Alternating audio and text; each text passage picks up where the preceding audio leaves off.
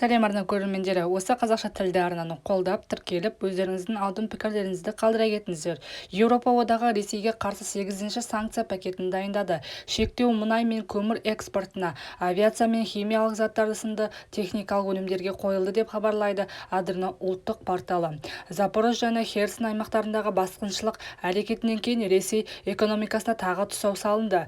Ресейдегі Федерация кеңесінің төрағасы Валентина Матвиенко Украина делегациясымен қол алысып, ымыраластыққа келуге дайын екендіктерін жеткізді. Ресейдің талаптары мақұлданған жағдайда ымыраға келуге даярмыз, деді федерация басшысы. НАТО мен Еуропа одағына мүше мемлекеттер Украина әскерлерін ұрысқа дайындауға толық қатысып жатыр. Украинаның НАТО құрамына қабылданбауына қатысты Еуропа одағының өкілі Тиери Бредин былай дейді: Украина жерінде соғыс өрті өршіп тұр. Сондықтан Украина әзірге НАТОға мүше бола алмайды, деді өз сөзінде.